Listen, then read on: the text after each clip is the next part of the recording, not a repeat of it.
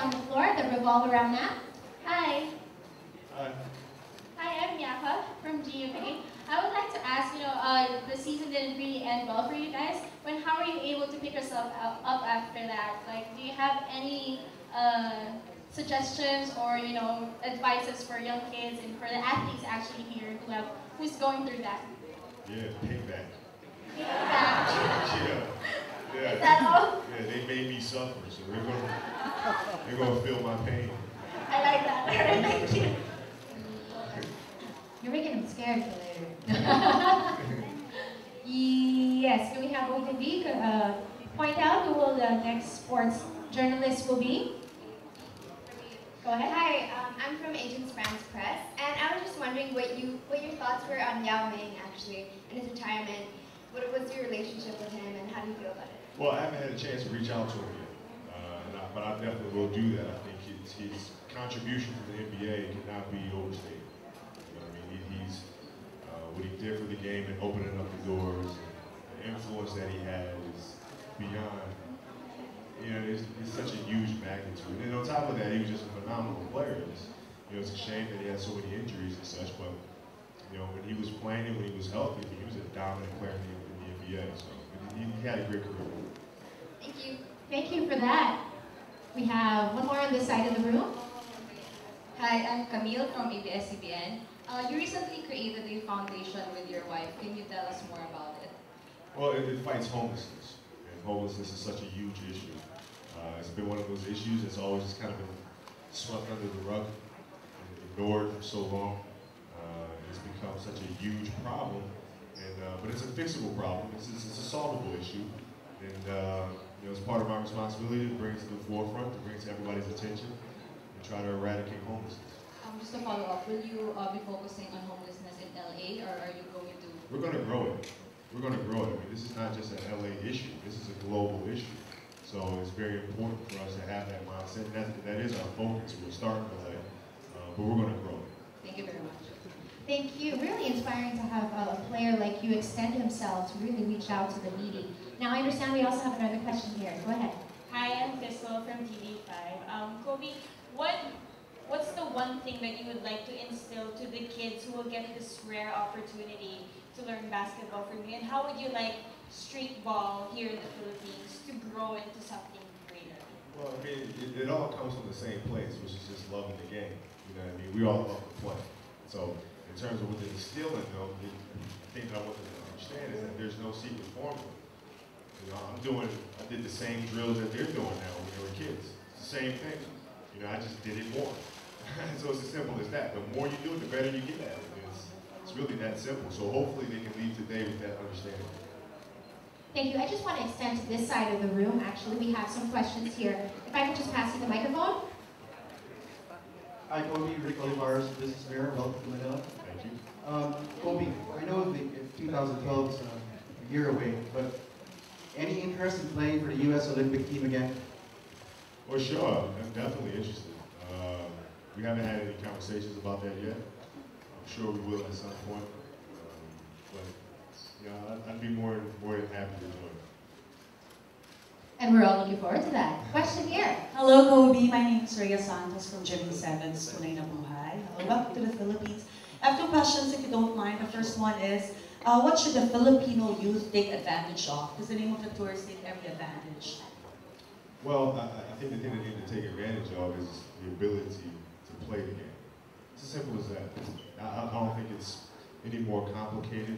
I think it's having a basketball, having a hoop, taking advantage of that opportunity to try to maximize as much as you can. And I read in one article about you, you mentioned that you cannot teach greatness. Being here in the Philippines, inspiring a lot of people, especially the Filipino youth, how then can you achieve greatness? Well, greatness is such a broad thing. I mean, how do you even define what that is?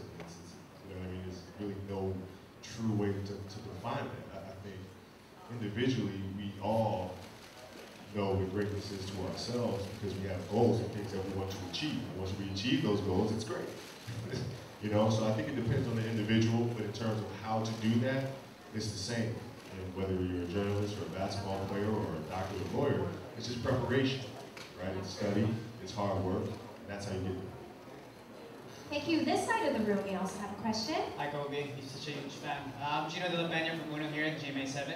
I just wanted to know what made you change your jersey from 8 to 24? Well, for me, it was 24 has more symbolism. 8 was I kind of view it as the first chapter, of my career. And now it's time to move on to the next chapter. And 24 really symbolizes there's only, we have 24 hours in a day, so it's about taking each day as it comes and not taking any day for granted. So every morning when I wake up, I'm going to go as hard as I possibly can. I'm going to enjoy this day to the fullest because tomorrow's not promised to anyone. Thank you. One more question.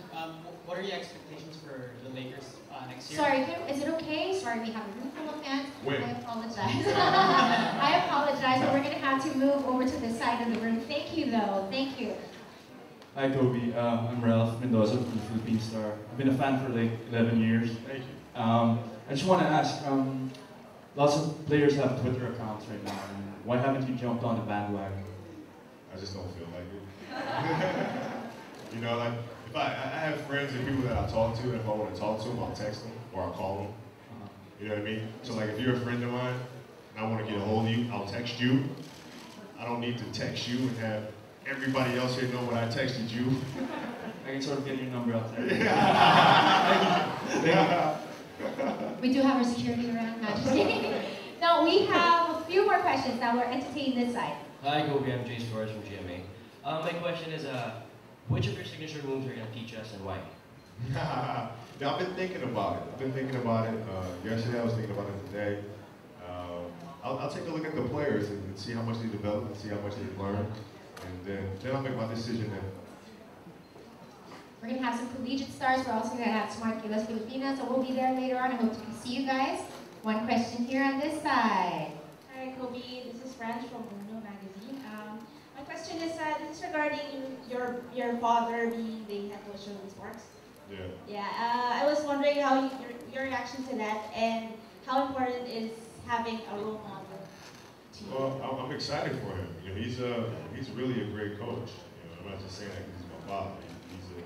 He's a brilliant mind. He taught me a lot about the game when I was growing up, and he has a knack for coaching. He's really, really good at it. I'm sure he'll do great. And in terms of having a role model, that's a big influence on me when I was growing up. Having my father there, and also other role models, people that I looked up to, Michael Jordan on down. They're really inspiring. So it's very important to have those. Thank you. Do we have anyone here from the center part of the room? No? Then we'll move over to this side. Go ahead, sir. Henry of Tower Sports. Welcome back, Kobe. I have a question. I'd say the big three. They're just forming everything. What's a big three in the NBA nowadays? Assuming that your owner, Lakers owner Jerry Buss says, Kobe, I will grant you one wish. You've been good to the organization. You're at the peak of your career, and you're turning 33 next month. And he says, I want you to form a big three of your own. No worries about salary cap. No worries about money. Money is no object. Given that opportunity, which of the two other players, excluding your current Laker teammates, would you want to join you with LA? Yeah, that's not a simple question because well, one, it was a long question. And two, when you're building a team, you have to look at so many different things. You can't just say, give me this guy, give me that guy. You have to look at chemistry, you have to look at rhythm, you have to look at how guys play together, you have to look at competition. I mean, it's a very, very